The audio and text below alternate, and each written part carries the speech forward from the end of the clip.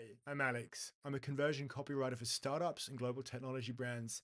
This is a quick 25-minute video that will help you to avoid two of the most common mistakes that I see regularly hold back startup homepages and landing pages.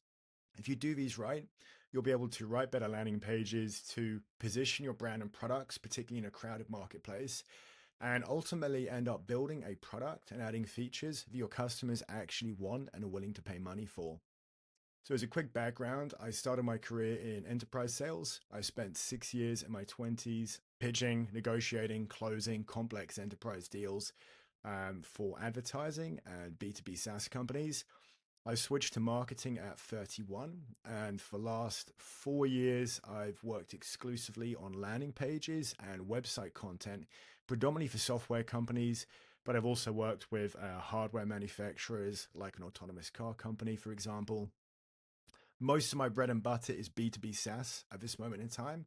And there's a couple of big problems that I see, particularly facing companies that are operating in crowded marketplaces, which is a bigger issue than ever as AI and no code platforms have reduced the bar for entry. And there are just more and more B2B startups hitting the market. So the first problem is that a lot of designers and also technical founders who hire designers find that the design industry tends to copy a lot of the positioning and messaging strategies used by global brands blindly without realizing that these minimalist messaging strategies aren't actually appropriate to a startup at all. If we take a really obvious and probably slightly cliche example, we look at Steve Jobs and the way he introduced the original iPhone in 2006. He talked about the fact that it was three pre-existing products that we all deeply understood, which seems kind of comical now, bearing in mind how ubiquitous the iPhone is. But just less than 2 decades ago, most of us had no idea. This is not a sexy and minimalist pitch. This is clunky. This is complex. If I was to build this into a landing page today, the best I could hope for might be something like this. I have a hero section with a kicker at the top saying Apple iPhone. Kickers are a great tactic to name the product category or the product so that we don't have to shove it in a clumsy manner into the heading. The heading itself, every album and the internet at your fingertips, which is differentiating the fact that this particular phone at that time gave people a really good music experience and a really good internet browsing experience over and above anything else in the market. And of course, the number one thing, which was they had a multi-point touchscreen device at your fingertips. We then have a strategy here where I've broken up the explainer into three bullets, obviously lifted straight from Steve's talk there.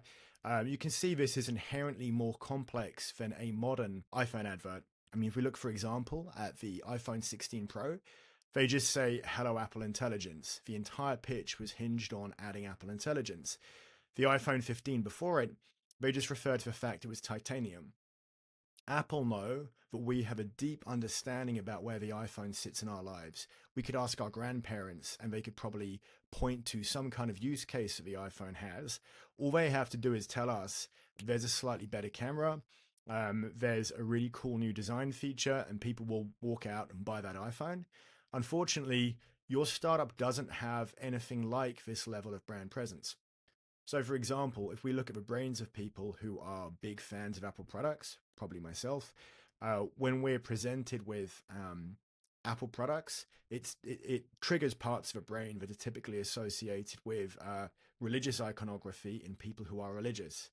That's a very deep level of connection with a brand. So, Apple know that we know what kind of products they create. We know what their products do and what they're likely to do into the future. Even when the iPhone came out, they were able to ride on the fact that we had a pre-existing understanding of the iPod. Your startup has nothing like this. It cannot therefore use an Apple style positioning strategy. Nonetheless, many companies do. If we take a few examples here, a crypto wallet. A crypto wallet operates in a crazy, crazy competitive space. There are tons of crypto wallets. If they launch the first ever crypto wallet and told me it was my trusted companion, I still don't think it's a particularly strong angle because it doesn't tell me what I can actually do with a crypto wallet. But the fact that they're operating in a crowded space, every single crypto wallet ever made could call itself a trusted companion. Um, The litmus test for a headline is, could I paste this onto a competitor's page? And if you can, it's generally a bad headline. We then move on to Beam, a new way to use my computer, but they've done nothing to address any pre-existing problems I might have with my computer. I like my computer. There is nothing I particularly need to fix. If there is a problem with it that you've identified, well, you should maybe address that problem in the headline. There is nothing here that tells me what problem it solves or what kind of use case I can apply it to. This page is slightly better in the sense that I can actually see it's a wearable AI. There is a physical product. It says wearable AI. That's about as much as I can say for this particular hero section. Go beyond your mind's limitations. That's just absolutely meaningless drivel. It tells me nothing about what the product actually does. And the context is that there are lots of wearable AI products in the market. I have no idea why I should choose this one over, for example, the Humane pin, which is obviously widely derided. We then come to a page that you're probably quite familiar with. So this is the current homepage for Slack, where work happens. So to go back to our earlier example with Apple, Slack operate in a similar sort of place. They probably don't have a kind of religious connection that a consumer electronics brand that puts physical products into our lives enjoys. But nonetheless, when people land on Slack's page, they invariably have a pre-existing idea about what Slack does. So what big brands like Slack and Stripe are trying to do is take a pre-existing idea about where the product sits in our lives. It's a messaging platform. They're trying to elevate that. It's not just a messaging platform, it's where work happens. Increasing the value proposition, the value that adds to us as individuals, to our business. It's also as well for sake of investors. They're trying to show to investors this product is bigger than the use case that you previously associate with it. So this is a very, very minimalist page for you to associate with a very mature brand. So let's say, for example, I wanted to position Slack as if it was a startup and nobody had ever heard of it before. Specifically, a startup with a very low level of brand recognition. Well, first thing I might do is tell people what Slack does. What it enables people to talk to colleagues, to integrate their files, and to get updates on their enterprise apps. Cool. So we now have a page that says talk to your team, share files with a click. The problem here is that, as anybody watching this video will understand, there's probably 1,000 plus apps out there that do the same thing. If they were the first company to market that allowed you to talk to your team and share files with a click, this would be a really great pitch, but they're not, and that's why it's not a good pitch. There is nothing, my eyes just glaze over because I've seen this set of capabilities so many times. So this leads us to our point, which is that a first mover in a marketplace can simply tell people what you do. If you're the first person to solve this problem, that alone is a sales pitch. But when you're doing something that other people do already, you have to play a slightly different game. You have to differentiate yourself. You have to describe why you're better, or more to the point, a better match for a specific type of customer. So what people often do next is they say, well, let's sell with benefits. It's probably the most cliche line in marketing, sell with benefits. Okay, so we can accelerate collaboration across our workplace. That's the benefit of being able to talk to our colleagues and integrate Google Drive. The problem is, this is absolute bullshit. Sell with benefits is total BS. And you can see that from this completely meaningless, gutless headline, accelerate collaboration across your workplace. I mean, pretty much every B2B SaaS app ever made can accelerate collaboration in some kind of way, directly or indirectly. We have no idea what this product does. I've heard this kind of marketing hyperbole 100 times. I don't care. I'm just going to close a tab. So let's try round 3.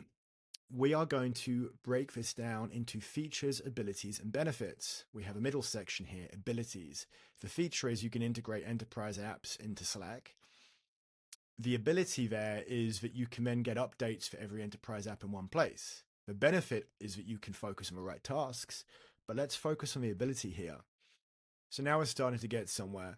The kicker, team collaboration, describes the product category in plain English. So this decreases the cognitive load in order to make sense of the rest of the page. we have an ability-focused headline, track updates for every project and app in one place. We then tackle the benefits underneath, which is that Slack helps your team to focus on the right tasks and add more value. And then we use several feature bullets underneath, describing the key features that enable these abilities and benefits. And that's really important because people need to see the features in order to feel comfortable and confident that you can actually deliver the abilities and benefits, and also just to relate to the product to know what it's actually going to do in plain English. So I would always use that particular sequence for a startup: abilities followed by benefits and followed by features underneath. It's not about replacing one with the other. It's about including all three, but having an intelligent, sensible hierarchy that enables people to quickly work out what your product does without getting bored or confused. The problem is, this is all based on assumptions about what our customers actually care about. We sat here as marketers in our silos without speaking to anybody, assuming that Accounting Annie, for example, has these particular values and these particular concerns, and these are just educated guesses in the best case scenario. Um, People call these customer personas. The problem is, customer personas are bullshit. They're completely speculative, and there's no way you should be spending money on paid traffic and expensive marketing and positioning campaigns if you haven't actually spoken to any customers. So the book that I and pretty much every high-level copywriter I know would highly recommend you buy is Finding the Right Message by Jennifer Havis. It's a really quick, fast, easy read, and it teaches you how to run customer research surveys and interviews for both product and for marketing. Um, and essentially, she recommends that we look at 6 questions pertaining to the struggle, solution, hesitations, awareness, differentiators, and success. I'm going to walk you through quickly here how I might tackle those for Slack. Now, I usually use surveys for volume. So I might survey upwards of several hundred, even up to 1,000 plus people. And with AI tools, I can deal with those at scale. Interviews are better for depth, so I might run 10 or 15 interviews with key stakeholders. For example, who are the ideal types of customers that we want to get more of in the future? There's no point in interviewing people who you don't want to get more of. Identify the kind of customers that reflect the direction of travel for your business. And let's set up 8, 10, 15 interviews with them where we're going to get deeper and more exhaustive answers out of them, and the ability to ask follow-up questions too. And we can then look at review scraping as well. So using Python scripts, for example, to scrape reviews from places like g2.com in order to identify weaknesses in our competition. So I've actually just used G2 scraping to generate answers here for Slack, because we don't actually have I haven't actually got the opportunity to interview people. So I've pulled out here analyzing a wide number of reviews. We've got keywords associated with their pain points, but also emotional keywords as well. And then themes. And the key themes that I've picked out here are scattered and fragmented communication, inefficient collaboration, and email overload. So the struggle section here, asking people the pain points they had that led them to Slack, enables us to write a pain point section. So you won't see this on Apple's website. You won't see this on Stripe's website because they don't need to do this, but your startup does. You have to build empathy with people, build connection, and have people look at your page and say, that's me. That's a set of problems that describes me. These people get me, they understand me, and they then feel compelled to engage with the rest of your content. And a typical structure I do here, which is you'll probably see everywhere, is 3 sub pain points and 1 macro pain point that summarizes them. And a really important takeaway here is that the pain point section is the first thing that I write on any landing page or homepage. If you nail the pain point section, everything else will flow. If you screw a pain point section up, the rest of the copy will go in the wrong direction or feel very hard to write. And if I'm ever feeling stuck in my copy, I go back to my pain points again, and it points me in the right direction. So always start with the pain points. And here we've got team communication being scattered. The right files and conversations are a struggle to find, and your inbox is overloaded. So the macro summary there is, does your team need a better way to discuss projects and share files? You can see I've added a kicker here, which is emails suck. Just a really quick um, off the cuff way to describe the takeaway here. The fun that I'm poking at is that emails suck. And then I obviously have a slightly more highbrow way of explaining that concept afterwards. We then look at the solution section here. So people are expecting Slack to enable them to do instant messaging, file sharing, and managing channels. So what I can do here is I've gone in, and if you see those 3 feature ticks that previously just said the name of a feature, so get notifications and share files, we've expanded these now to create a channel for any team or project, chat and share files with a click, and get every app notification in one place.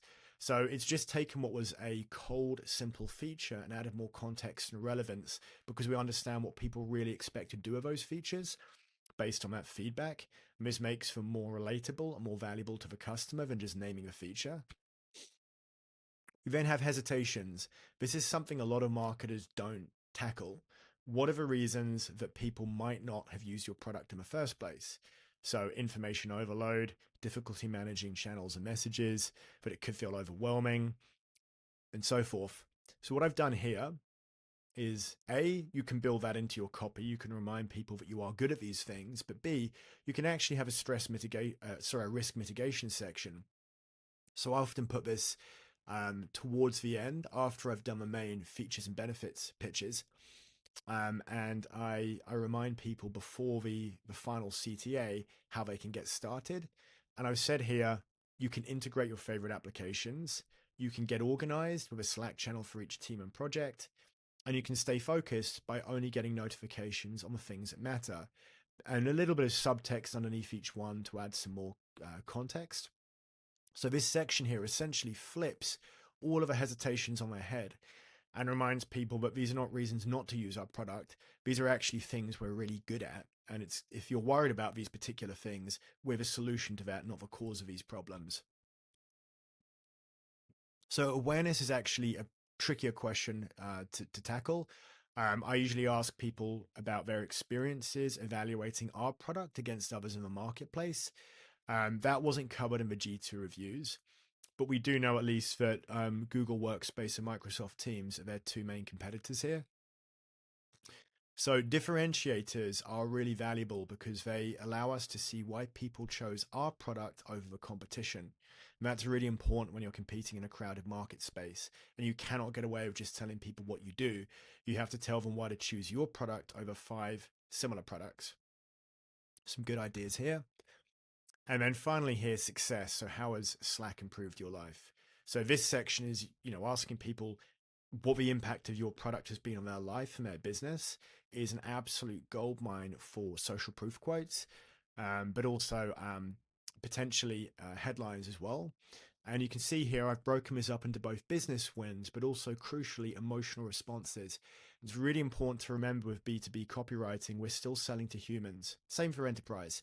You're selling to human beings. And if you can promise to reduce stress, make them feel more connected, give them a sense of empowerment, make them feel in control, these are much more powerful angles than telling someone you're going to give them X amount of ROI, for example. All this is well and good, but we need to understand how our competition stacks up so that we can see where we sit in the marketplace. So we've got a curveball here, which is when I look at Microsoft Teams, their product actually has similar likes and concerns that are raised in the minds of people who use it compared to Slack. So a new strategy here. I went looking online and I found a bunch of deep dive tests comparing the two platforms, and I found one data point here, which was that Slack users have twice as much mobile engagement as Microsoft Teams users. So I've taken that, and if we remember where we started, which is where work happens, we now have Teams work faster when we switch to Slack. Companies that switch from Microsoft Teams to Slack double their mobile collaboration. So we've ended up having here a hero section that differentiates Slack against the competition. So there's another takeaway from this. We go beyond marketing into product here, which is looking at the actual impact on our product roadmap. So one of my clients recently I've been working with is the founder of Raphonic, which is a podcast database app. that enables you to explore different podcasts and look at the relationship between them, and to message them at scale. Um, so as James says here, he was already doing very well in his business. He's got some very healthy metrics and really great growth. But the reasons that people love his product was slightly different to the reasons that he anticipated. And it was only by talking to people, talking to his customers, which we did together, he realized that the features they liked were different to the ones that he expected. And that this process of talking to his customers has actually shaped his product roadmap going into the future. And this leads me to the second issue which I come up against, which is what I call features and benefits trench warfare. So if you feel like your startup is working in 360 degrees, you're chasing after three, four, five different competitors and trying to add the same features that they have, you might be stuck in features and benefits trench warfare. The problem of trying to chase after every other competitor's roadmap, it's insanely expensive. It makes it incredibly difficult to actually market your product, and you're actually likely, more than anything, to ruin your product in terms of feature bloat. You're going to make your product worse for the audience that you're actually really good at serving because you try to make it do too many things at once. What you really need here is a North Star and a clear understanding of who your audience is and what you can do to help them. To this day, out of more than 100 startups that I've worked with, the single most impressive marketing team that I've found has been three physiotherapists that had no background whatsoever in marketing. They started up a mailing list while they were studying physiotherapy, where they took the latest research, which was very dry and academic, and they rewrote it with simple bullet point takeaways for how you could improve your practice as a physiotherapist. This turned into a mailing list. This mailing list became huge, and they ended up turning it into a SaaS product. This SaaS product is essentially them videoing some of the world's top physiotherapists and getting really clear, actionable videos for how to apply the latest research to their teaching. What struck me was when we worked together and I mentioned customer research, they metaphorically slammed a big book down on my desk and showed me that they'd been running quarterly customer research campaigns for 2 to 3 years already. Every quarter, they would message all of their existing customers to find out what their experiences were with their product, and their huge mailing list of prospective customers to find out what their main frustrations were in their life as a physiotherapist. And they use these two campaigns to A, improve their existing products, and B, to build and launch new products that were a massive hit straight out the gate. And this has enabled them to obviously enjoy crazy, crazy growth for just a three-person company. And these guys have, in my view, outperformed marketing departments that I've worked with at major multinational businesses. And the key thing here is that this process needs to be centralized. They're a three-person team. All of their customer service, their marketing, their sales, their development is essentially centralized. It happens in one place. One of the biggest issues I deal with is getting hired in to work with a startup company, and I want to run customer surveys. I want to run customer interviews, and I'm told, oh, sorry, our product team actually just spoke to and did a customer survey. We're going to get survey fatigue. Right. Okay. Or the same thing happens with their marketing department, for example. And each of these departments has either no customer engagement process or a completely siloed process. What I'm advocating for and what I see performing very well for startups is building customer research into your business as a centralized exercise. So customer service obviously talk to customers anyway, but particularly development, product, sales, marketing, talking to all of these departments, working out what kind of intelligence they need from a market in order to do their job better, and coming up with a set of questions that serves each of these cases, and running that customer research process centrally every quarter or say biannually, and feeding back that intelligence to every other department within the company. It's just an absolute no-brainer. The way that I tend to phrase it, a lot of companies do trying to incentivize people, for example, trying to give them free coupons for Amazon. I don't think that's necessary at all. You don't frame this exercise as, please, can you give us feedback so we can make a better product and get more money out of you. You frame this whole exercise as this is your unique opportunity to be heard, to have your voices heard, and to shape the future of our product. And if people care about your product, they will jump at the chance to have some opportunity to shape the future features, to get their pain points and frustrations heard. So that would be the massive takeaway I would say here, would be if you're not already talking to your customers regularly, to formally build that into your business processes as a centralized activity that involves the rest of your team.